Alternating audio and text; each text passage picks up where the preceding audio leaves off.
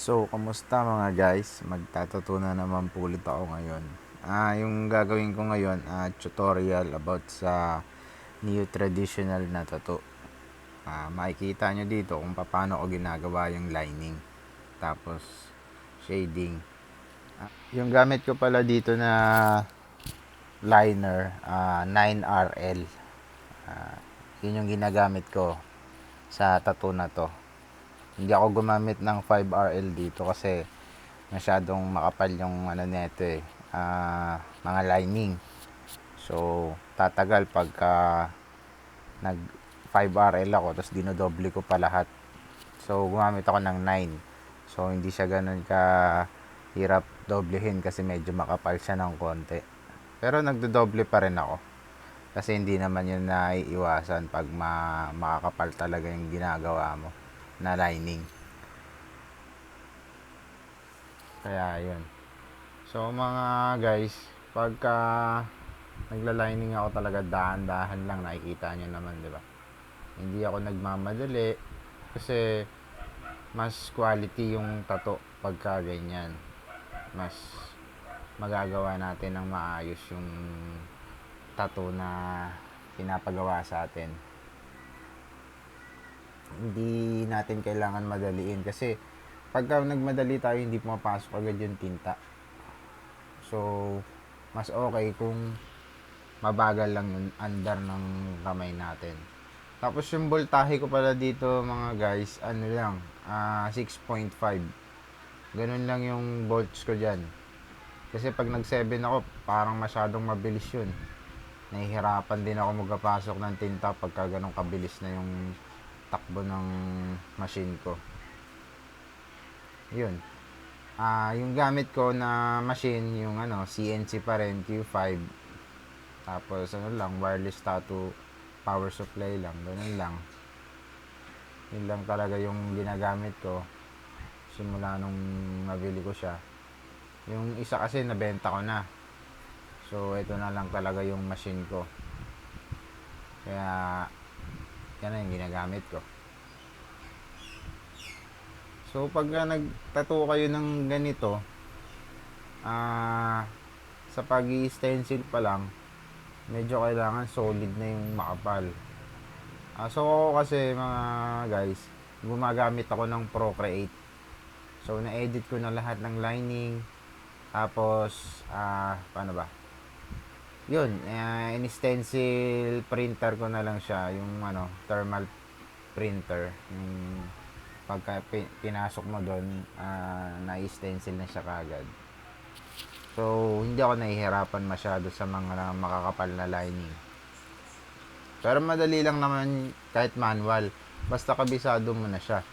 Pero kung hindi mo siya kabisado, syempre medyo mahirapan ka pa rin. Kaya ganun yung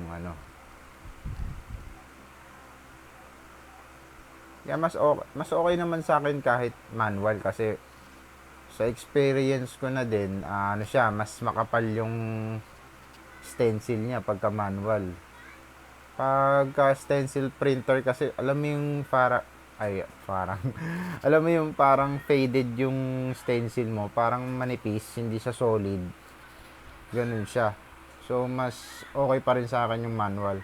So syempre pagka nagmamadali tayo, kailangan natin matapos agad yung design. Kailangan natin mag stencil printer kung meron tayo. Pero kung wala, tiyaga-tiyaga talaga. Yun.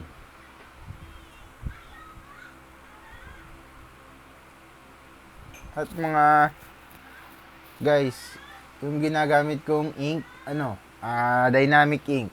Yan yung ginagamit yung ink. Pero meron din ako ng world famous na black. Pero dito ginamit ko yung dynamic ink. Wala lang, trip ko lang. Halos parehas lang kasi talaga siya. Wala naman masyadong pinagkaiba. Ang totoo talaga, depende lang talaga sa balat kung maputi. Di itim na itim talaga yon. So yun pala mga tropa, dapat ini-explain din natin yun sa mga kliyente natin para yung iba kasi nag-expect sila ng, ito yung binigay kong design, dapat ganito yung kalabasan. Paano kung kayo manggi yung tinatatuan mo? Hindi natin mapapalabas ng ganun yun. So, in-explain dapat natin. Kasi yung iba, ganito yung mentalidad. Mga first timer. Nakita nila yung tato. Gusto nila ganun na ganun. Hanggang mag-heal. So, pag nag-heal, tas nag-fade ng konti, nagre-reklamo na sila. So, kailangan natin silang remind na hindi ganun. Dapat, may mag-fade talaga siya kasi tattoo yun eh. So, umpisa lang naman kasi talaga magaganda yung pinopost ng mga iba eh, na sobrang ganda. Pero pagka, di pa nila nakita ng heal yung tattoo na yun. So, na-expect nila, ganun na yun habang buhay, pero hindi. Pag gumaling na, iba na. Nag-iiba pa rin.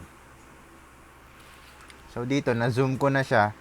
Makikita nyo na yung malapitan yung lining.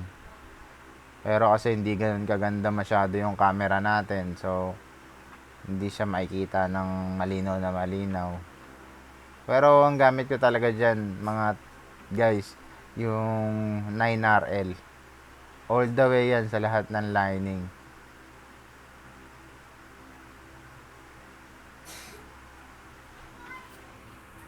Makikita nyo dito sa baba, malapit sa karayom. Makikita nyo may number 9 yan. Marami pa lang nagtatanong kung paano ako nagtitimpla ng gray wash. Sa totoo lang, hindi talaga ako nagtitimpla. Ano lang, tinatansya ko lang. Kasi yung iba tinitimpla, may ano pa sila, may mga shaker, may mga ganun pa. Pero ako, ano lang, yung witch hazel. Tapos, yun, patak-patak lang. Padami ng padami para pa-dark ng pa-dark or dark. Tapos, 3 patak or 5 patak, ganun. Tapos, 3 patak, tapos 1 patak. Ganun, paliit ng konti or padami ng konti. Depende na yan sa setup. Pero, hindi talaga ako nag tawag dun, titimpla na talaga isi-shake ko pa. Kailangan solid, ganun. Hindi ko talaga ginawa yun.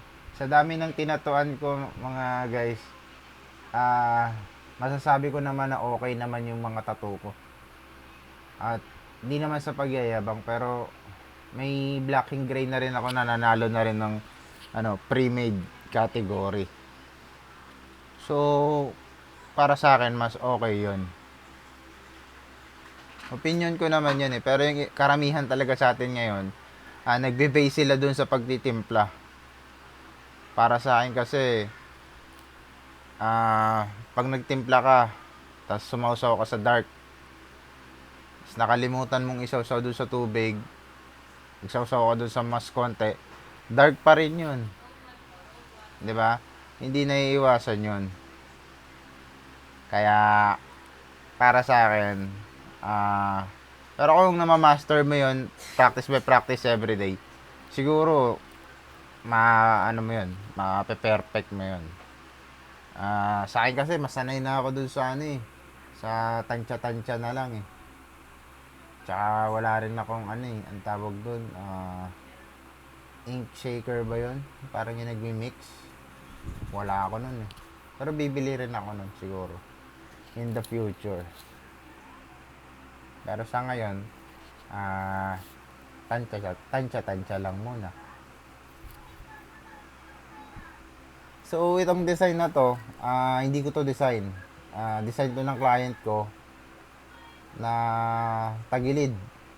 So, inedit ko pa siya sa Procreate para pumantay, mag-flat. So, yun. Kaya nagawa ko nung medyo maayos-ayos ng konti. Hindi siya tagilid. Napantay ko siya.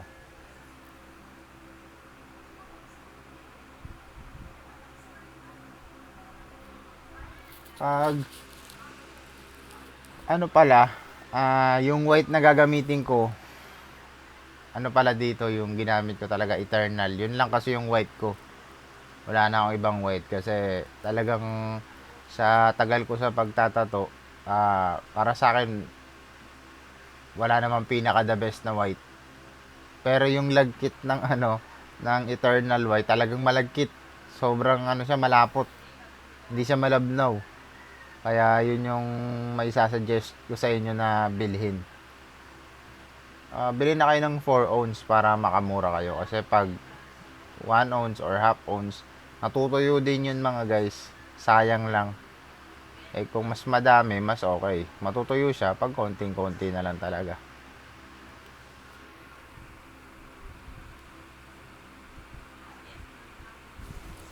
Yung sinabi ko pala kanina na dapat sabihin natin na nag-fade yung tato. Sa mga kayumanggi yun, mas mataas yung porsyento na nag-fade talaga yung tato. Sa mapuputi kasi, medyo hindi ganun ka fade yung tato, talagang medyo umaangat siya pagka gumagaling. Kasi ganun talaga yung stages ng pag tinatuan ka. Sa umpisa, dark na dark. Tapos habang namamalat, syempre medyo mamumuti. Tapos pag natanggal na yung parang manipis na puti, yun na, magda-dark na naman siya ulit. Tapos pag nag-total heal, magda-dark na. Tapos minsan yung iba nagla-light kasi minsan sa pagkakamali na rin ng artist, mga ganun. Hindi rin naman kasi talaga naiiwasan yan. Kahit sino siguro nakaranas din ng sugat, na nagsusugat yung tattoo nila. Siyempre, wala naman nag-umpisa sa magaling na ako. Talagang walang nag-umpisang magaling na agad. Lahat ng nag-umpisa, umpisa pa lang. Hindi ka pa ganun ka runong. So, hindi naiiwasan yung nagsusugat. Naiiwasan yung nagsusugat pagka ilang tattoo ka na master mo na siya. Yun, naiiwasan na yun. Pero minsan, hindi pa rin naiiwasan. Pero hindi naman ganun kalala tulad ng una. Konti-konti na lang siguro. Siyempre, minsan mali na rin ng tinatuan natin. Tawag dito, paano ba? Hindi nila naalagaan ng maayos yung tato, nakamot nila, may mga ganun. So, hindi pa rin lahat kasalanan ng artist. Kasi may pa rin may kailangan may iambag pa rin yung tinatatuan natin na tulong. Tulong nila, kailangan nila alagaan nila yung tattoo pagkatapos. So, yun. Tandaan nyo guys, 9RL yung gamit ko na needle dito. Tapos, CNC Q5 na machine, na pen type, wireless power supply. Tapos dynamic ink na black, eternal white, yan. Tapos tansya na lang ako dun sa black and gray, dark to light, yun, ganun lang. Hindi talaga ako nagtitimpla ng pa. Siguro in the future magagawin ko na yun. So balik tayo dito sa ating paglalining. Mas madali pala papasukin mga guys yung lining pag medyo tagilid. Yan yung tamang para sa akin. Yan yung maititips ko sa inyo. Na pag naglining kayo, medyo patagilid nyo yung machine. Mas pasok na pasok yung ink nun. Pero wag naman sobra. At saka wag naman baon na baon. Kasi minsan, nasa ilalim yung ink pagka ganun. So, medyo tagilid lang siya ng konti. Wag naman sobrang tagilid. Nakikita nyo naman di ba? Pasok agad yung ginagawa kong lining. Kasi, syempre, dala na rin ng experience ng tagal na nagtatato ka. Sa dami ng natatatuan mo sa mga kaibigan mo. Iba-ibang klaseng balat. Diyan ka matututo. Pag naka-encounter ka na ng mga ganyang senaryo, ng mga ganyang balat. Yan yung mga magiging aral sa'yo. So, pagkatapos ko mag-lining, tapos medyo kapit na yung mga dumi na, yung mga excess ink, nilalagyan ko ng petroleum jelly para mabura pa rin siya ng madali. Kasi pag hindi nyo nilagyan ng petroleum jelly yan guys, yung itim na dumi-dumi na yan, matagal burahin yan, hindi ganun kadali burahin, mahirap. Kaya pagka nagtattoo kayo, siyempre, lagyan nyo rin ng petroleum. Huwag yung sobrang dami kasi dumudulas yung kamay nyo dyan. Pagka madami kayong nilagay na petroleum jelly. Kaya ako pala nasabi guys na dapat dahan-dahan lang yung pagpapa-andar nyo ng machine nyo habang tumutusok yung karayom. Ganito kasi yan. Pag nagmamadali kasi tayo, minsan may mga ano yan eh, hindi pumapasok na tinta.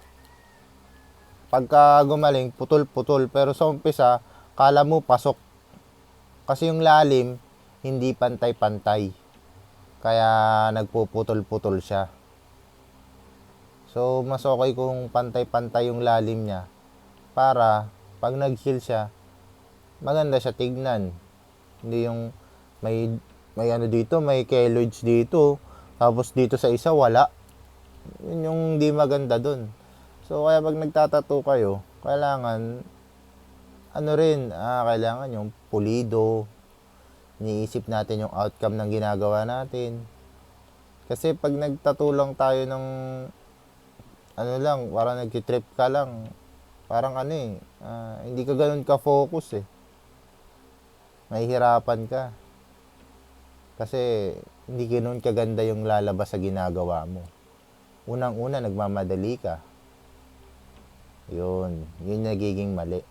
Dati, nagkakamali din naman ako. Kasi nagmamadali rin ako dati. Kasi pag marami ka na masyadong tinatatuan, gusto mo, magawa mo lahat. Kasi syempre, pera yun eh. Iba na pala pagka hindi maganda yung kinakalabasan ng tattoo mo. Yung kliyente mo kusang nawawala sa'yo. Kaya para sa akin, mas pulido, mas okay.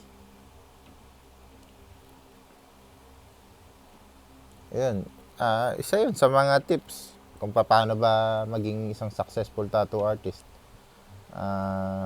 Kailangan bawat moves natin inaaral natin.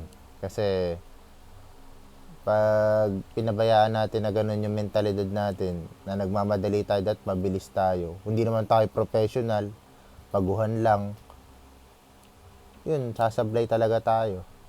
Kaya dapat aralin nyo bawat galaw nyo. Kasi pagka ganun ang iniisip nyo, talagang uunlad kayo. Talagang gagaling kayo.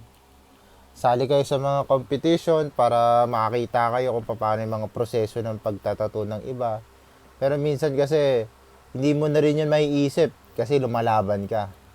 Pero pag nakita mo na yung difference ng ginawa mo sa ginawa ng mga nanalo, talagang maiisip mo na, talo talaga ako. Yun. Tapos doon ka na mag-iisip, gagawa ako ng paraan para manalo ako. Gagalingan ko. Nagkakaroon ka ng motivation sa sarili mo na gusto ko maging katulad nila. Gusto ko maging ganun. Yun.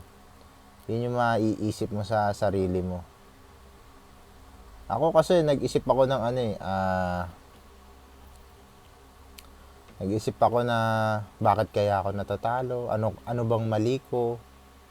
May mga ganun akong senaryo sa buhay ko sa pagtatato. So, kailangan maging isipin nyo rin yun. Anong dahilan, paano, bakit, mali ba ako. Yun. Tapos, minsan tanggapin natin na may mali talaga tayo. Na mas may mga magagaling kaysa sa atin. Yan, lagi natin isipin yan. Kasi, para sa akin kasi, mga guys, yung pagtatato kasi, may kanya-kanya tayong ability na hindi lahat nakukuha ng isang tao. So, kung yung isa siguro galing sa realism, malamang na malamang, sablay yan sa neotrad or ano, Japanese style kasi more on lining yun eh. Kasi yung pagtatato ng realism, iba sa pagtatato ng neotrad or Japanese style. Kasi yung neotrad, parang ganito. Ganito yun. More on lining siya. Medyo solid lining. Yan ang mga neotrad. Yung ano naman, yung realism naman, more on shading. Halos lahat ng ginagamit shading. Kaya pagka gumaling, flat siya. Yun, pantay siya pagka gumaling. Hindi yung iba kasi ma-emboss. Yan, sa lalim ng buo ng needle. Yun. Pero pag nanood kayo ng Ink Master, sinasabi dun lagi na importante yung lining kasi yung lining yung maglalast ng how many years. Yung shading kasi medyo maglalight yan. Depende na lang yan sa kulay mo. Yan. Kaya karamihan na nagpapa full sleeve na model, syempre lahat yun maputi. Walang maitim dun. Kaya hindi ka makakita na masyadong faded kasi pasok lahat ng tinta doon, ng puti-puti nun. Kaya kahit shading yung gagamitin ng mga artist na nagre-realism, talagang magandang maganda. Kasi parang papel yung mga model nila eh. So yun, advantage yun kung marami kang kaibigan na mapuputi. Makakapagtato ka talaga ng mga gusto mo, makulay, lalabas lahat. Yan. Yan ang kinagandahan ng marami kang kliyente na mapuputi or kaibigan or kung gusto maging model, yan. Yan ang kinagandahan nun. Kaya para sa akin, kung saan kayo kung saan nyo master yung tato, pursigihin nyo yun. Tapos, masterin nyo na lang din yung iba. Kahit hindi nyo ma-master ng 100%, pag may master kayong tato, at least, iba na rin yung level nun. Talagang, may ano na rin kayo nun. Ako, hindi ako ganun kagaling sa realism. Hindi ako ganun kagaling sa Japanese. Basta kung ano lang yung kung ano lang ba yung experience ko, yun at yun pa rin yung ginagawa ko. Kasi hindi ako nagtrabaho, guys, para lang sa pagtatato. Nag-aral ako pero hindi ako nagtrabaho. Nagtrabaho ako pagtatato. Kasi graduate ako pero hindi ko inano yun. Hindi ako nagtrabaho kahit isang beses. Talagang pagka-graduate ko ng college, sabi ko sa sarili ko magtatato ako. Yun yung pangarap ko. Yung pangarap ng magulang, yun na, sabi na magtapos ka. Nagtapos ako. Pero mahirap ang buhay. Huwag natin isaalang-alang yung natin na gayahin niyo ako. Kasi syempre, mahirap talaga. Nung nag-uumpisa ako, wala talaga akong kahit 5 doling, wala ako. Pero may pantato na kasi ako nung nag-graduate ako. May pantato na ako nun. So, kaya ko na mag-start. Yan. Dati, sobrang mahal pa ng pantato. Kailangan ko pang mag-ipon ng 10,000 para lang makabili. Dati kasi walang Shopee. Wala rin hindi ko pa alam yan, yung mga Lazada, hindi ko pa alam yan. Ngayon na lang yan eh. Way back, 2010 ako nag-start. Wala pa. Through online lang ako, tumingin lang ako sa Facebook. Pero wala pang marketplace nun. Chat-chat lang. Ganun. Unti lang din yung mga nagtatato nung panahon na yun. Hindi ganun kadami. Kaya, hindi mo sure kung quality ba yung machine na nabili ko. Hindi mo pa sigurado yun. So, para sa akin, pag may pangarap ka, kung saan ka masaya, gawin mo. Kasi, para sa akin, you only live once. And then, hindi mo gagawin yung pangarap mo na maging tattoo artist. Gustong gusto mo yon, gawin mo. Aralin mo. Magsipag ka magtattoo. Minsan, magtattoo ka ng free. Nakakatulong yun sa'yo. Magkakaroon ka ng experience. Yan. Dati, minsan, ano lang ako, pang merienda lang, guys. Ganon. Hanggang sa medyo marunong-runong na ako, konti, binabayaran ako. Ganon. Nasa tinulungan ako ng ate ko na magtayo ng shop, pero nagsara pa rin. Kasi, sa hirap na rin ng schedule ng may anak, marami pa rin gastusin, upa, tapos bayad sa bantay ng anak ko. Kasi, nagkatrabaho din yung misis ko. So, mahirap. Kaya, yun. Para sa akin, mas okay yung mga swerte, may mga sariling shop.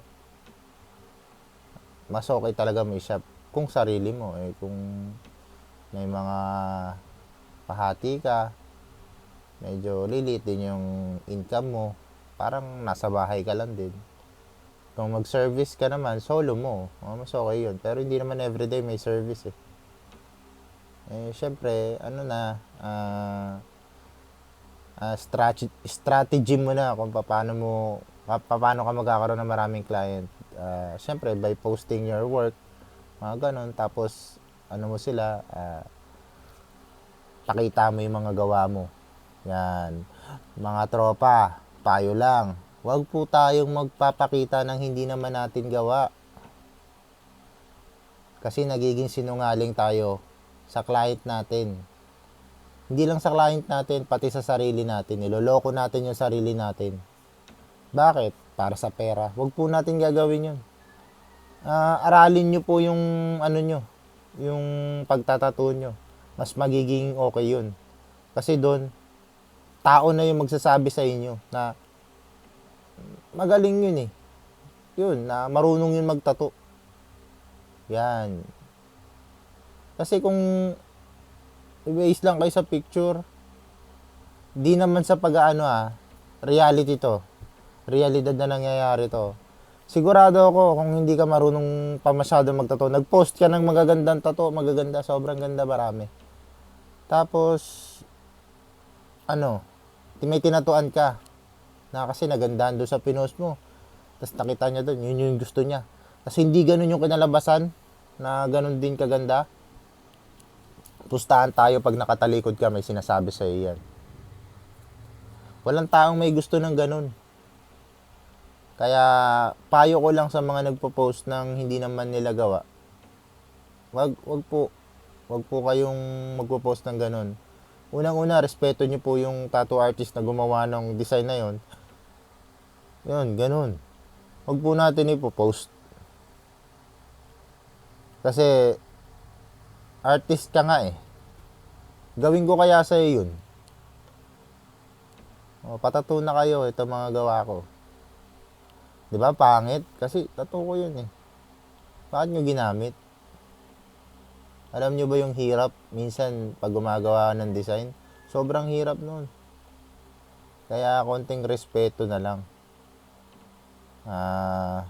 Gawa rin tayo ng design natin. Maging artistic din tayo. Minsan sa akin, pag gusto ng client, katulad ng nakaraang ginawa ko mga nagawa ko ng tato, hindi ko na yun gagawin sa kanila. Kasi, ulitin ko na naman. Ba't ko ulitin? Iibahin na lang natin. Ganun yung iniisip ko. Ganito yung dapat sabihin natin sa kliyente natin. Ma'am, ibahin na lang po natin ng konti. Kasi, ma'am, nagawa ko na po yan eh. Respeto mo na rin doon sa unang ginawan mo. 'Di ba? Kasi parang fraternity. Pare-parehas. So, yun lang naman yung ko sa inyo. Masasabi ko sa mga nagpo-post. Mas okay yung mga ganun. Yan. Yan ang mga gagawin nyo. So, balik tayo sa tato. Mga guys, medyo humaba yung kwento natin. Sensya na. Mga pointers ko yon sa inyo. Sa mga newbie. Yan. Sa mga aspiring tattoo artist na nag-uumpisa. So, dito, mag-shading na ako. Yung gamit ko naman dyan is 9RM. Yan. 9RM yung ginamit ko dito. Kasi, alam nyo ba na mas sanay na ako ngayon gumamit ng RM kesa sa M1. Yan. Isang tips ko yan sa inyo, promise. Try nyo lang. try nyo lang mag-RM. Para sa akin, mas madali siyang gamitin kaysa sa M1. Yun.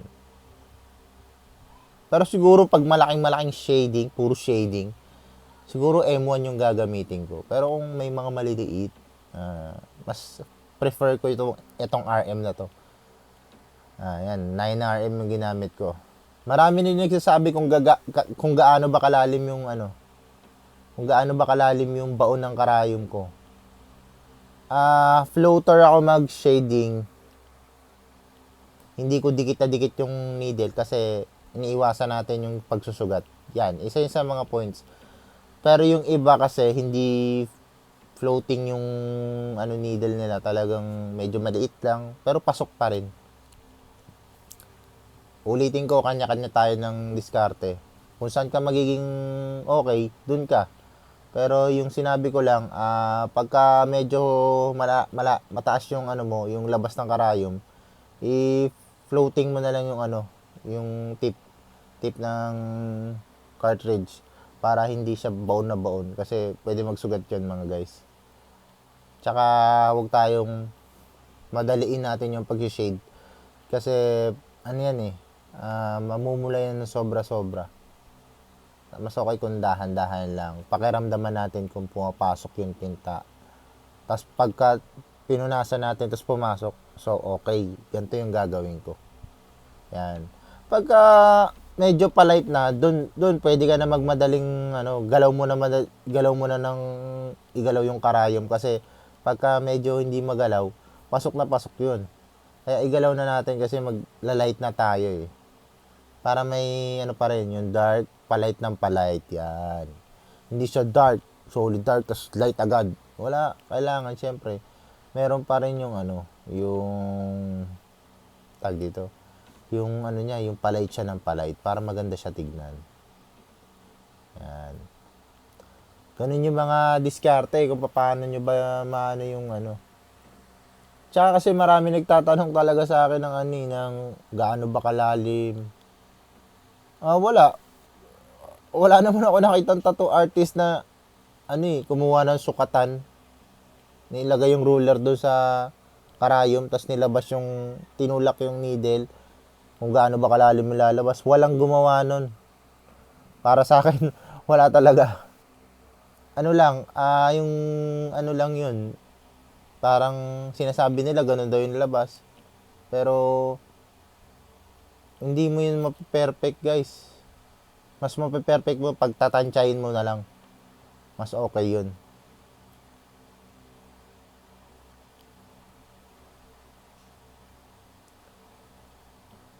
Isa rin yun sa mga ko sa inyo, mabibigay ko na Kasi alam nyo ba yung mga engineer guys, napakagaling yan sa estimate.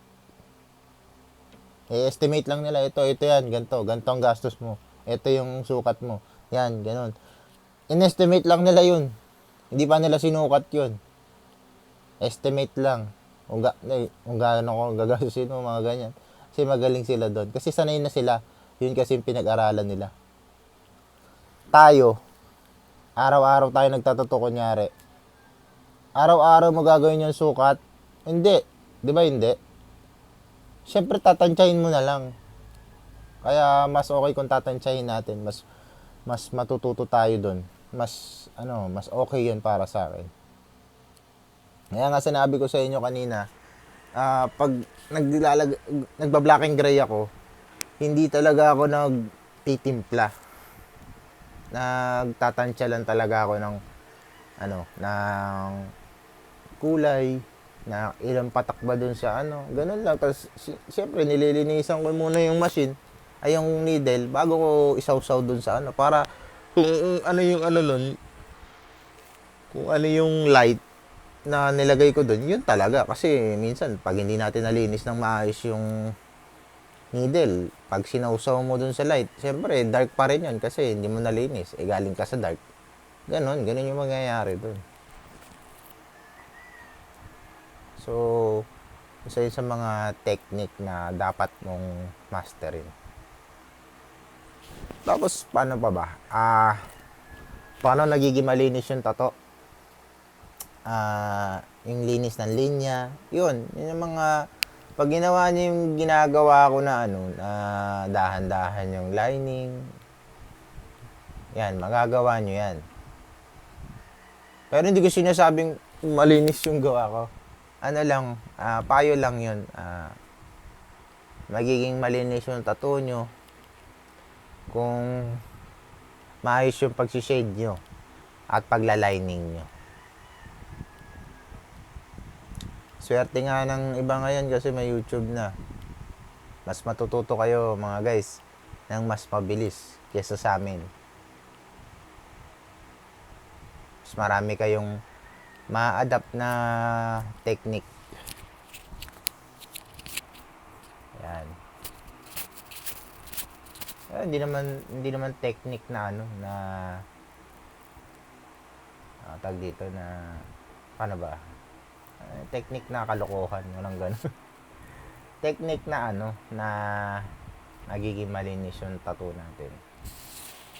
At nga pala, eto, may mga nagko-comment nabubugbog daw nila yung tattoo nila.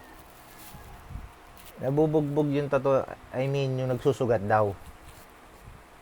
Eto, tips para maiwasan yun. Yung kaninang sinabi ko, dahan-dahan lang yung paggalaw ng shading nyo. Wala yan, malalim ba umano. Yung sakto lang, huwag mong masyadong mataas yung yung lalim ng ano ng needle, huwag masyadong malalim. Yung sakto lang, tansyahin nyo lang. Matatansyahin nyo naman yan by means of experience eh. Kasi pag masyadong malalim mga guys, hindi rin yan pumapasok basta-basta. Pag masyadong mababaw din, hindi rin yan pumapasok. So, meron kasing sakto lang, pero hindi talaga sukat yun. Tansyahan yun. Iba-iba rin yung membrane ng cartridge. Iba-iba rin yung palo ng machine na coil. Rotary. Yan, depende pa rin yan dun sa, syempre, tansyahan lang talaga. So, 'di ba? Para hindi magsugat, tansyahin mo yung baon mo, huwag masyadong malalim, huwag masyadong mababaw. Pero mas okay kung mas mababaw kasi mas safe yun eh. Kaso nga lang, hindi magagawa yung pyesa ng ganun kaganda. Kasi, masyadong mababaw. Ibig sabihin, mababaw din yung baon. Hindi maglalast yung tattoo ng ganun katagal.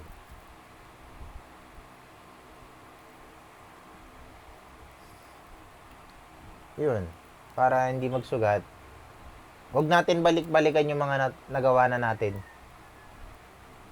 Halimbawa,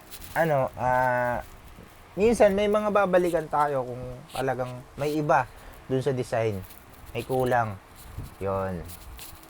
Pwede mong balikan. Pero yung yung sinasabi kong babalikan,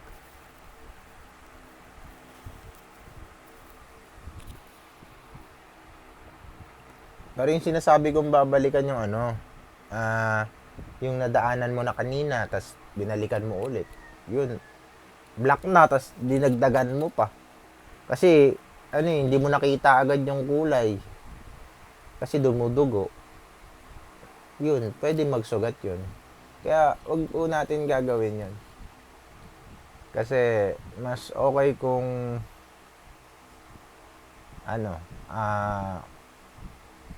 babayaan lang muna natin. Tignan natin kung kakagat yung ink sa balat para hindi siya mabugbog. Kasi may nag-comment talaga sa akin yan. Mababaw na raw yung labas niya ng karayom. Bakit daw nagsusugat pa rin? Unang-una, siguro, pabalik-balik siya dun sa isang part na nagawa niya na nabugbog niya na ng sobra-sobra.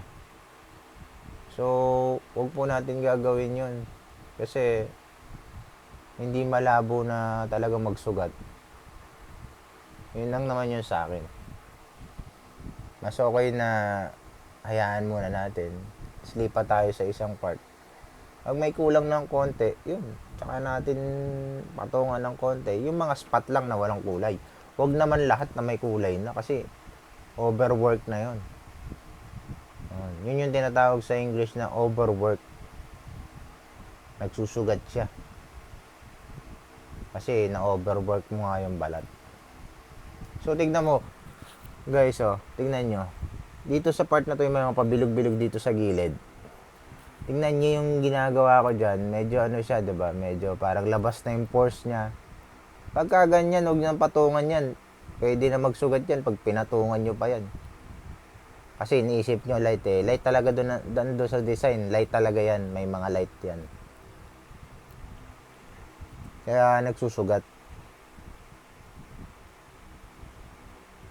Wag po natin gagawin yung ganun. So, dito, mga guys, yan, ano na yan, isa na yan sa pinaka-light na timpla ko.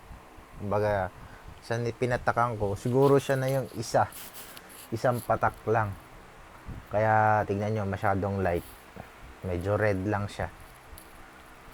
So, kasi pagka gumaling yan, parang ano lang yun eh, parang may sobrang light na na kulay. Para lang talaga yung hindi siya walang kulay, may kulay pa rin. Pero ano lang, highlight lang yan, hindi yan lahat ginawa kong pula. Kasi nag-overwork nga pagka ganun. Yan, medyo light lang yung mga yan. Halos walang kulay. Diba? Yan yung mga ko na ginagawa ko pagka light na light yung kulay. Ano lang, yung pinaka light na tinimplahan ko ng isa, ay pinatakan ko ng isa. Tapos yung yung galaw ng karayom dito ng machine, medyo mabilis. Para hindi siya solid. Medyo light lang kasi dapat yan eh. Kaya wag natin ibabad yung yung needle masyado. Medyo mabilis yung galaw. Tapos punasan natin agad para makita natin kung medyo pumantay na ba siya doon sa iba. Kasi medyo dapat pantay-pantay yan eh. So dito pala sa part na to, hindi yan hindi yan tawag dito. Hindi siya totally lahat. Konti lang. Kasi dun sa design, white na white lang talaga yan eh. So, ibig sabihin, hindi talaga siya, hindi siya shinadan lahat.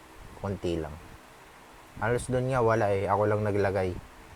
Para kasi, parang isa pa rin. Tapos, yung galaw ng karayom, bilisan natin talaga. Mabilis na punas din para hindi siya mag utal-utal or hindi siya kasi hindi siya magkapantay-pantay pagka binababad natin.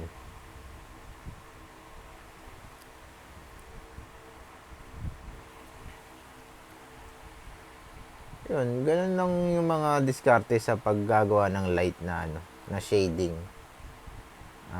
Medyo mabilis yung takbo ng hindi yung takbo ng hindi yung bolt sa iba yun. Yung mabibilisan mo yung ng machine mo, yung galaw. Yun. Wag natin kailangan bilisan natin yung mabilis daw eh, kailangan bilisan natin yung bolts. Hindi po sa bolts, sa sa yan, diyan po sa sa machine, yung galaw mo ng pag-shade. Kasi pag sa bolts,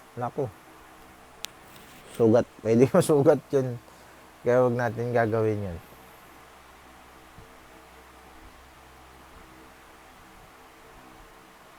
Isa rin yun sa mga mga tips na paano nyo magagawa ng maayos yung design. Huwag tayo masyadong magtaas ng bolts kasi mabilis masyado yung palo ng needle. Hindi natin matatansya masyado yung kasi masyado malakas. Siguro yung iba ganon, pero sa akin opinion ko to, ganito ako magtato, ito yung ituturo ko sa inyo. Ayan, nakita nyo naman, di ba? Medyo, ano na siya, siguro, lampas 1/4 na ako.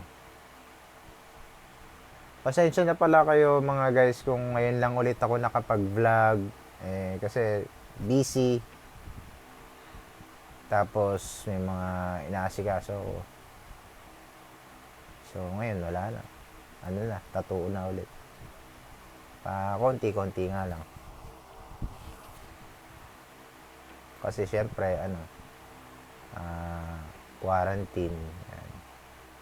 Ano pa rin tayo, modified ECQ. Halos yung tinatanggap, halos ito pa lang ata yung tinanggap ko, kapitbahay ko lang kasi to. Kaya, yun, ingat-ingat din po tayo.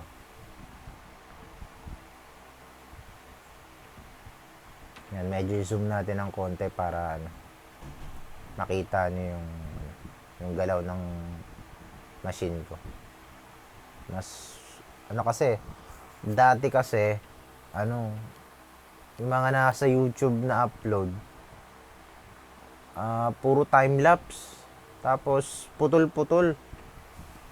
Hindi mo makita kung paano ba nila ginagawa yung yung pag-shade nila. So, yun lang naman yung problema ng araw. Siyempre, konti pa lang yung vlogger nun eh. Ngayon, marami na. Lalo pa nitong quarantine na lockdown. Siguro magto 2 years na eh. Simula nun, talagang na yung mga tattoo artist. Nag-vlog tayo. Ako kasi nag-vlog ako before mag-lockdown. Yan. Before mag-lockdown, nakapag-vlog ako. Pero hindi ganun kaganda, guys. Kasi di pa ako marunong eh. So, kung ano lang ginagawa ng iba, yun lang yung gagayahin natin. Siyempre, gaya-gaya tayo. Joke lang. Siyempre kasi, yun yung request ng mga, natin, viewers. So, nagpapasalamat nga pala ako sa mga nagko-comment, mga tanong. Okay lang po sa akin. Magtanong lang po kayo ng magtanong. Basta kaya kong sagutin. At, Facebook, makikita nyo yung page ko. Doon kayo mag-message. Wag po dito. Hindi po to hindi po to anuhan ng mga presyo. Tutorial po yung ina-upload ko. So, yun lang naman. Kasi marami nagtatanong eh. So, hindi ko po masasagot yung tanong nyo. Pasensya na. Nandiyan naman po sa description yung dapat nyong kontakin para ma-replyan ko kayo. Pero dito sa YouTube, hindi ko kayo mare-replyan. I'm sorry. Yun po.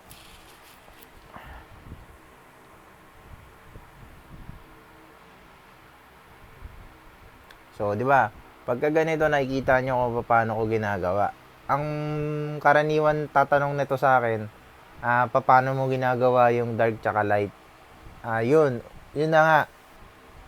Nagtitimpla lang talaga ako actually, guys, ng 3 timpla. Pero, hindi yung solid na timplang accurate lang, solid black. Tapos, 3 patak. Medium ink caps lang to, hindi to large. 3 patak. Tapos, 1 patak. Ayan, yan lang talaga. Hindi na ako nagtitimpla. 3 patak ng mga black yun yung solid black yun yung pinapatak ko. Hindi ako nagtitimpla ng yung katulad ng iba kasi, yung iba meron na ngayon na uuso na, meron na talagang gray. Kulay gray talaga siya. So, hindi ako nagaganon. Pero may gray ako Hindi ako nagtitimpla ng ganon. Siguro ginagamit ko yun sa realistic pero dito sa sa black and gray lang talaga hindi. Hindi ko siya ginagamit. Siguro kung kung may mga gustong magpagawa diyan na gusto natin i-testing yung ganong kulay, pwede naman kayo contact sa akin. Yun, pwede tayo mag-vlog ng ganon. Yun lang naman. So, 'di ba? Ayan, guys, dark 'yan. Tapos gagawin kong light para may ano pa rin siya. Yung dark to light. Kasi yun yung ano eh, yun yung unang-unang sikreto ng black and gray. Kung paano mo kino-combine yung dark to light. Kasi may mga tattoo na solid black, tas solid light. May mga ganun din. Pero ito kasing ginagawa ko, syempre, sa design niya, solid black and gray. ano pala, may dark to light, yun, ganun. Kaya yun yung susundin natin kasi yun talaga yung gusto niya eh. By the way, hindi ko to design to ng kliyente ko at hindi ko alam kung saan niya nakuha. Kinopya lang namin, ginaya ko lang. So, shoutout dun sa gumawa nito, hindi ko po ito gawa. Gawa po to ng gumawa niyan. Kung sino man siya, shoutout sa'yo. Respeto. Pasensya na po kung ano. Kasi, ginaya lang namin.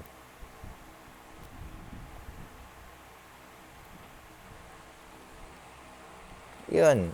Yan lang yung mga yun lang yung mga pointers ko sa inyo na alam kong makakatulong sa inyo. Kasi pagka hindi natin, unang-una ito, bawat napapanood nyo sa akin,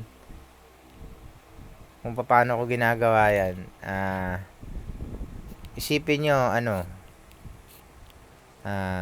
sana makatulong ako konti. Yun, isipin nyo, gagawin ko yung ginagawa ni Rec de la Cruz. Kasi,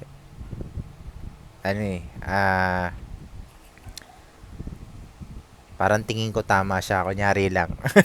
De, pero, lahat naman ng sinasabi ko dito, guys, totoo.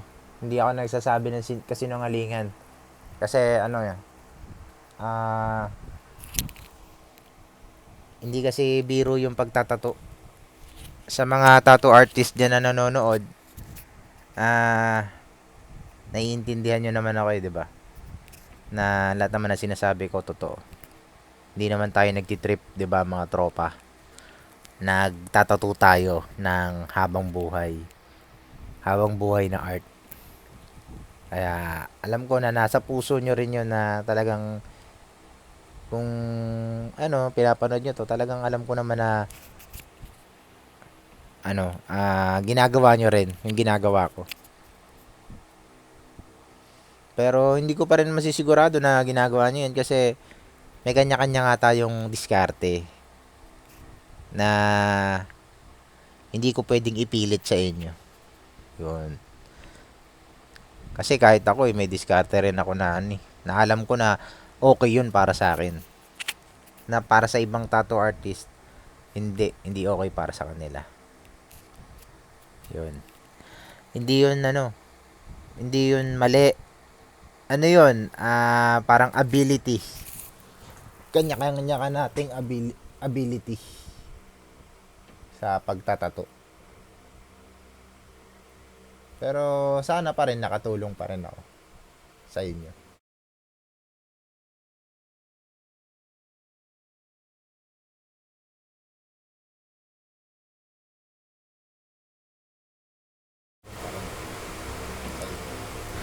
So, shoutout nga pala sa lahat ng mga viewers ko. Sobrang salamat sa suporta.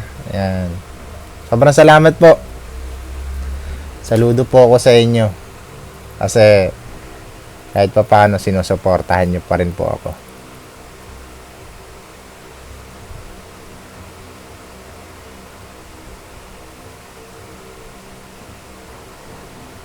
Yung talagang pagtatato,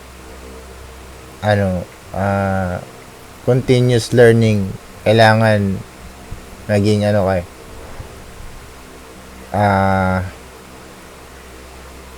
kung gusto mo ng syempre maging magaling sa lahat, continuous mo yung learning mo, maging open-minded ka sa ibang design, yan, maging open ka na gawin yung ibang design. Meron kasing tattoo artist na master nila talaga yung isa at halos yun lang yung ginagawa nila. Tulad ni idol ko. Ayan, si Sir Beng Spiritu. Idol na idol ko yun. Yun, inspiration ko talaga yun sa mga ginagawa kong tato.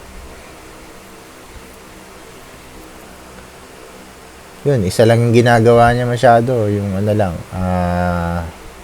Japanese style of tattooing.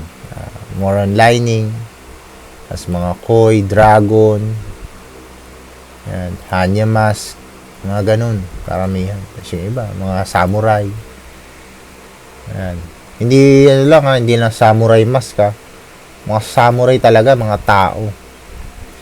Bulikod, full sleeve. Yan, yun yung mga ginagawa ni idol ko. So, kung kilala nyo yun, alam ko naman na idol lalos ng lahat yun. Yan.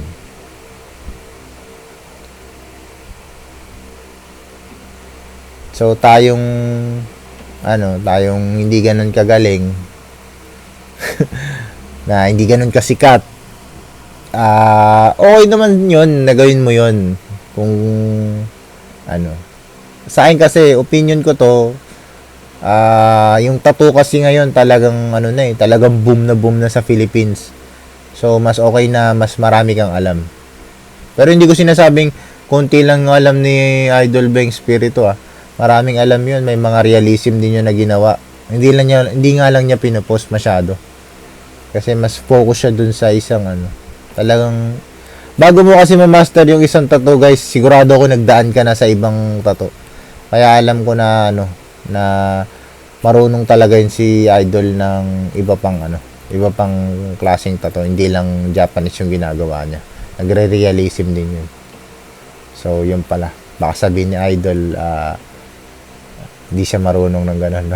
Hindi, marunong yun, guys, talaga magaling yun, kaya ako nga idol yun yan. Yan, kasi salamin yan. Naglagay ako ng parang linya-linya shading, ganun.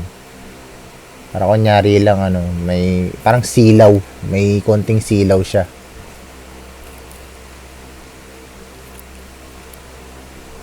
Para may dating lang. Yan.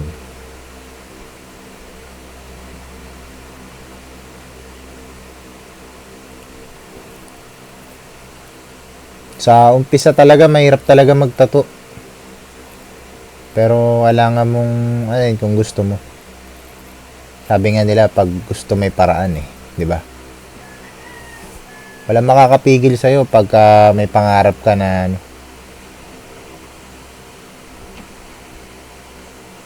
Kasi marami na ako nakilala na magaganda na yung trabaho nila, pero nung nagtato sila, saya-saya nila. Tapos gusto na nila maging tattoo artist. Ayan. Yun na yung naging nila. Naging hanap buhay nila. Ngayon, pandemic, syempre, mahirap. Kasi konti lang natatatuan natin. Hindi tayo pwede tumanggap ng kliyente. Yan yung mahirap sa panahon ngayon. Syempre, kailangan pa rin natin ng source of income. Ako ngayon, mga tropa-tropa lang, tinatutuan ko dito, kapitbahay ko. Yan, ganun lang.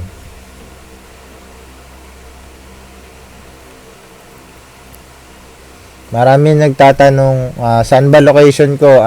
Po ako, Barangay Bagong Silangan, Quezon City. Yan. Taga Quezon City ako.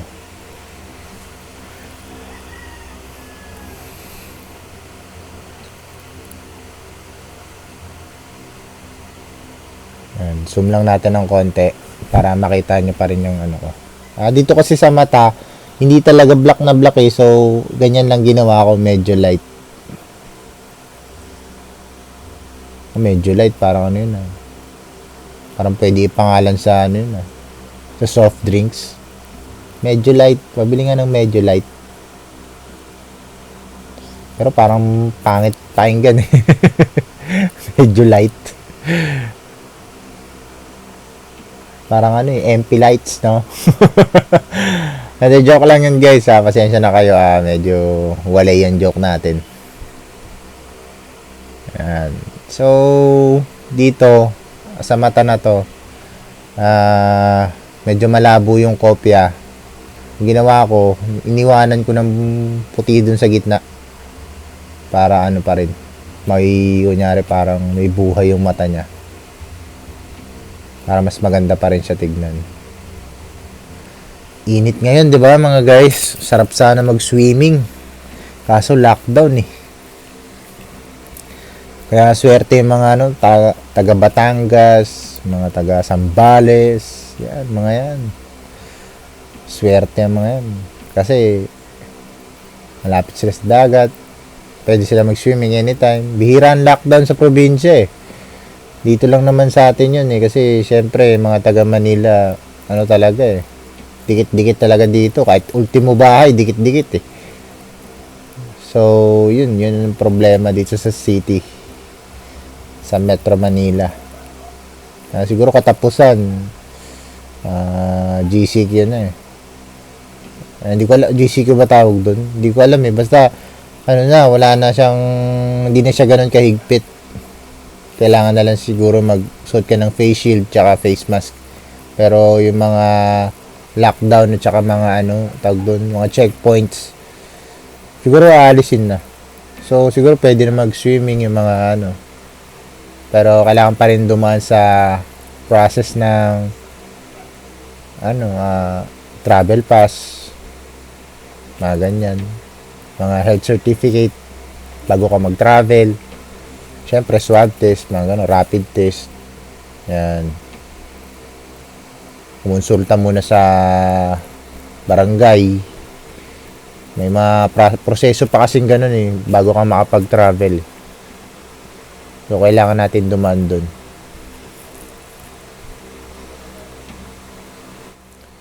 Guys, ano pala, kung di pa pala kayo naka-subscribe, mag-subscribe na po kayo ha. Kasi, para sa inyo din yun. Sa mga, maging updated kayo sa mga i-upload ko pang iba pang tutorial. So, request lang kayo, leave lang kayo ng comment dun sa baba kung ano ba yung gusto nyong i-tutorial natin para makatulong din ako sa inyo. Kung may gustong ano dyan, kung may gustong maging model natin sa pagbablog, pwede natin anuhin, message na lang ako. Ganon. Pero ano, nandoon naman yung contact, nandoon pala yung contact sa baba.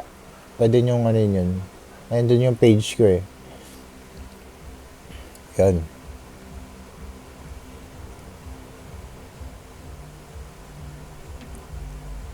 Ganun lang. May gustong mag-model, sir, gusto ko po, ako po yung ano mo, ilagay mo sa tutorial, mga ganyan. Pwede po kayo mag-comment dun sa baba para mag-vlog natin. Huwag sana maliit. Mas okay kung malaki kasi ano pag maliit, medyo konti lang talaga yung nanonood nun eh. Pag malaki, kasi marami silang matututunan, mas okay. Dito, nose line na yung ginagawa ko dito. Wait lang mga tropa. Ano lang natin, cut lang natin dito sa part na to kasi medyo hindi nyo na nakikita ng maayos eh. Pero parang okay naman. Ako so actually, minsan hindi ako natutulungan ng asawa ko, so minsan solo vlogger ako. Kaya nahihirapan ako. Siyempre, mahirap magtato habang nakatingin ka sa camera. Siyempre, tatagal yung oras ng pagtatato mo. So, yun ang problema. Kaya ayusin muna natin yung positioning ng camera. Wait. Yan. Yan, para makita nyo. Dito solid black na to eh. Pero may light medyo bandang gitna. Para may dating pa rin yung buhok.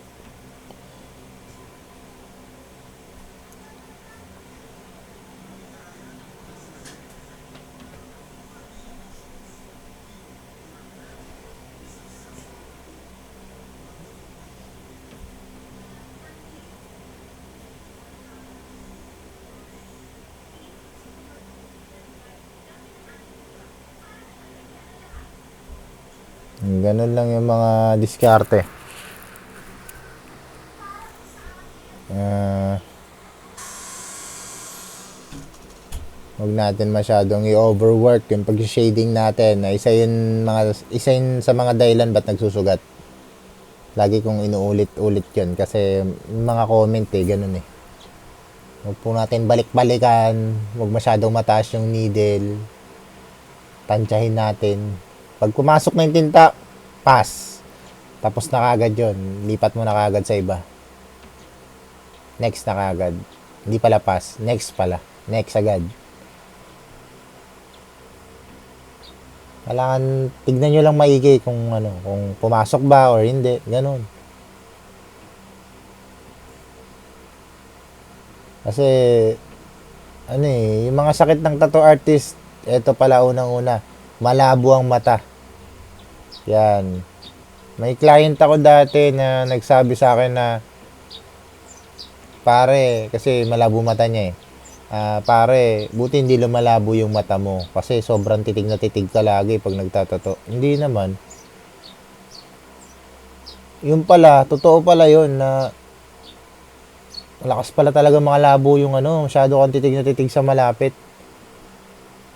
Talagang hindi na iiwasan. Kaya isipin nyo, yung mga nagtatato, medyo malabo na yung mata. Ako, to be honest, malabo na rin yung mata ko. Pero ayoko lang magpasalamin. Kasi unang-una hindi bagay, joke. Unang-una kasi sabi kasi ng mga doktor paano ba? Maagapan daw yung paglabo ng mata ko mo pag nagsalamin ka. Medyo taliwas kasi yun guys sa kasi lahat ng kapatid ko kasi na nakasalamin, pataas ng pataas yung mga grado nila. So, ibig sabihin, nakasalamin na kasi sila eh. Ibig sabihin, lumalabo palalo yung mata nila kahit nakasalamin na sila. Kasi ang sinasabi kasi dun sa check-upan, kailangan magsalamin ka na para hindi lumabo mata mo. Halos lahat ng kapatid ko, pati yung mga kapatid ng asawa ko, pataas na pataas yung grado, yung nakasalamin na yun. So, ibig sabihin, lumalabo pa rin. So, sa akin, siguro kung lalabo, hinahayaan ko na lang. Hindi naman maiiwasan eh. Pero kung talagang hindi ko na makita yung mga talagang magsasalamin na ako. So, yun. Pagka pala, tips to, sabi dun sa pina-check-upan ko na clinic, syempre titig tayo sa tattoo, di ba? Pagka ganyan pala, exercise natin yung mata natin, tingin tayo sa malayo. Doon pala yung exercise ng mata. So, yun. Yun lang naman yung masasabi ko sa inyo na sabi ng doktor yun eh. So, pinapaniwalaan ko naman yun. Kasi every time na nag-cellphone ako na isang oras, sakit din sa mata talaga. Nagtattoo ka ng ilang oras, tapos pagkatapos titingin ka sa masakit. So, kailangan i-exercise pala natin yung mata natin. Tumingin tayo sa malayo para hindi siya bugbog. Hindi siya ganun hindi siya lalabo agad-agad. Yan. So, konti na lang guys, matatapos na ako. At sana, napanood nyo yung buong video para may mga natutunan kayo sa pagtatato ko. Kasi ito pala, yung nasa taas na mandala na to, hindi ko to gawa. Gawa yan ng newbie. Nakita niyo yung mga part, may mga sugat-sugat pa. Kasi syempre, newbie lang yung nagtattoo niyan.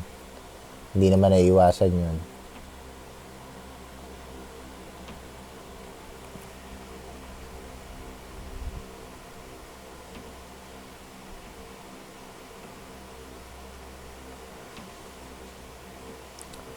Siguro sa mga susunod ko na video, papakita ko siguro yung mga healed na natutuko na para makita nyo rin, 'di ba? Para na rin masabi nyo na Okay yun ah. Okay pala yung hild nun ah. Maganda, maganda yung ink na gamit. Yung mga ganon. Kasi mas okay yung makita niya yung hild eh. Kaysa sa puro tattoo lang. Kasi hindi naman naiwasan. Maganda lang yan. Umpisa eh. Bago lang eh. Yung mga ganon kasing ano, comment. At medyo totoo kasi yun. Hindi ko naman sila inaaway pero totoo yung sinasabi nila. May mga tattoo talaga maganda lang sa umpisa. Pagka gumaling, wala na. Kaya dapat natin respeto yung mga komento nila kasi may laman yan, may sense yun, may sense. Huwag natin anuhin na awayin natin. Wag. O kasi, minsan sumasama yung loob ko pero hindi sa comment sa YouTube, hindi doon. Minsan personal, ano, sa mga, halimbawa, yung tinato ko na ano, na ginawa kong design, tinato pa ng kapitbahay ko. Siyempre, sakit naman nun.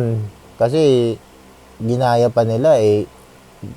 Binabayaran na rin yung drawing ko eh. Pag gumawa ko ng design, binabayaran na rin eh. So, siyempre, respeto dun sa ginawan ko. Sa'yo lang tong design na to, pare. Eh, pinost ko, nakopya. So, ngayon, kung gumagawa kayo ng design, magaling kayo mag-drawing, may kliyente nagpagawa ng design sa inyo, huwag kayo mahiya na humingi ng bayad. Kasi, hindi madali mag-drawing, guys. Talent yun eh. Yun yung tinatawag mga talent fee. Tapos, ano pala, tag dito, di ba, gumawa kayo ng design, tapos tinato nyo na, picturean nyo, medyo patagilid nyo ng konti yung picture nyo. Or, ano lang, video patagilid, para hindi makopya. Payo lang, kasi, marami na talagang tattoo artist sa atin ngayon. So, ano lang sila eh, copy and paste lang sila eh. Kaya, mas okay sana na, ano, patagilid yung picture para hindi nila makopya. Mas okay yun. Hindi nila makakopy yung pinagpaguran yung design. Kasi, binayaran din yun sa inyo. Respect dun sa nagbayad, syempre. Yan guys, tapos na ako. Magpuputi-puti na lang ako.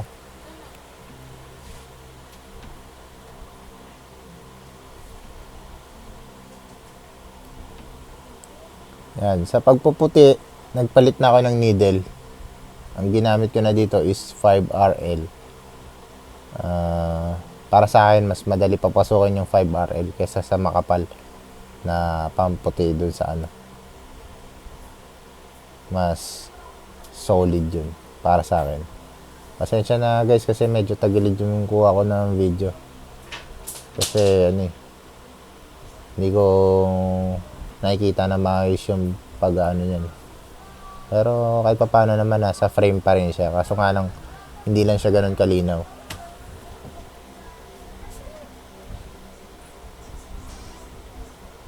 Tignan nyo na lang yung ano, kung paano ko ginagawa.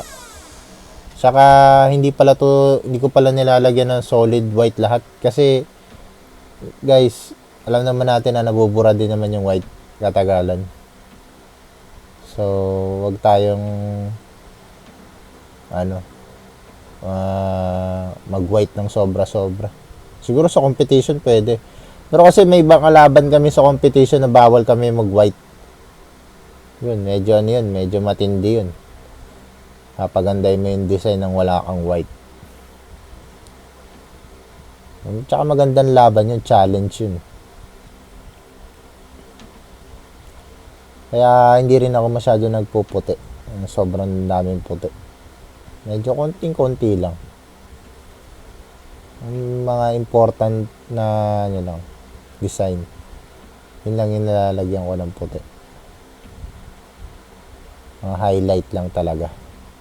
Yung iba talaga, solid talaga yung white. Pero, ano, prangkahin ko na kayo, nabubura rin yun eh. Hindi yun tumatagal.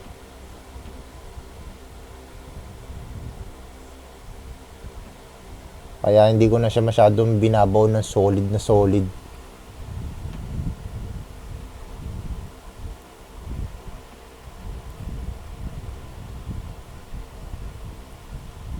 Ayan, medyo naayos na natin yung ano niya, yung frame niya.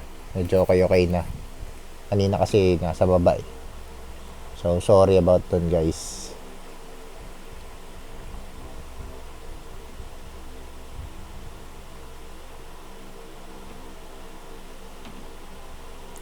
Ano pala, minsan pala na-encounter ko na, hindi ko alam kung bakit eh. Minsan na-encounter ko parang pumupurol yung liner ko. Hindi ko rin alam kung bakit. Kasi siguro baba 5RL ako all the way. Tapos mag-white ako. Parang parang pangit na yung pasok ng tinta na puti. Ito kasing 5RL na ginamit ko, bagong bukas lang to. So talagang kahit simpleng daan lang, pumapasok naman na siya. Lapit natin ng konti guys para makita nyo. Medyo yung iba dugo pa eh. Normal lang naman yun. Hindi naman naiwasan yun eh. Puti yung gamit nating tinta eh. Talagang di mananalo yung puti sa red. Yan, ganyan lang. Hindi ko talaga sinusolid yung Hindi ko talaga pinuputian lahat. Sinisimplihan lang natin. Para lang, may dating lang.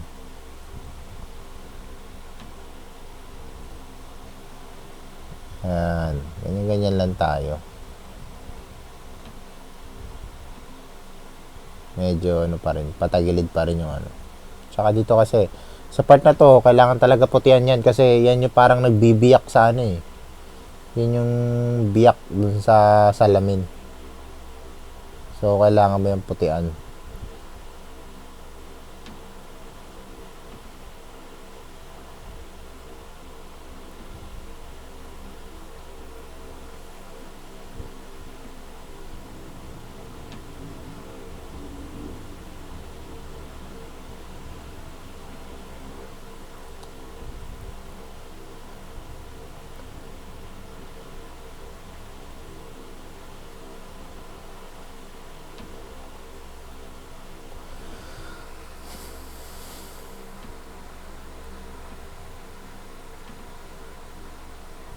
Ayun, ang haba Masakit yun guys.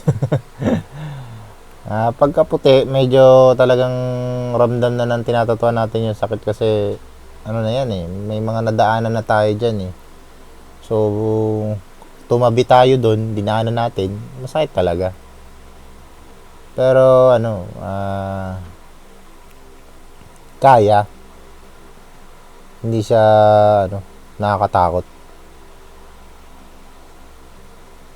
Iba kasi talagang nakakatakot. Pag wasak-wasak yung balat. Tapos nagnanaknak pagka gumagaling. Yun, nakakatakot talaga yun. So, dito na tayo guys sa mata. Mata naman tayo. Para iba kasi simple-simple yan lang yan eh. Medyo madadali lang yan eh. Yung mata kasi ito yung center of attention to eh. Kailangan natin to solida ng puti. Para kunyari may ilaw siya. Yan, paikot-ikot lang dahan-dahan para solid talaga yung puti niya. Yung iba, adlib ko lang yan eh. Dagdag na lang na puti yan kasi dun sa design, hindi mo makita kung saan yung puti dun eh.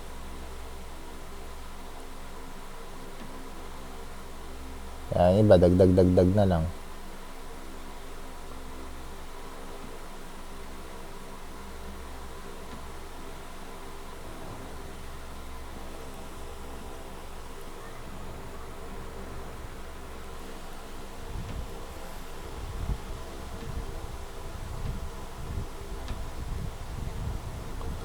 Yung sa susunod siguro na video natin, naman siguro, ano ba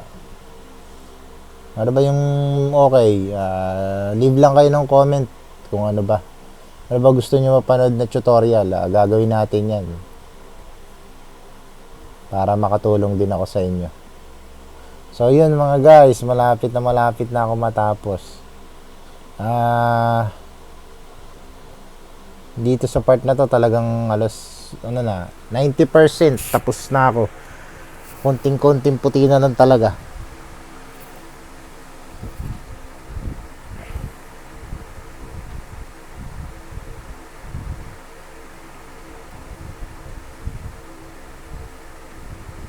Gusto ko sana i-fast forward kaso kailangan nyo pa rin mapanood ng mabagal eh. So yun, tapusin natin. Malapit naman na eh. So yun mga guys yan na, konti na lang. Tapos na ako dito. Wait na, iba. Naputol na kasi yung video eh. So yun mga guys, natapos na ako. Sobrang salamat po sa mga nanood. At salamat sa mga subscribers ko na patuloy na sumusuporta sa akin. Sana po may natutunan kayo. Hanggang sa susunod ulit. Bye!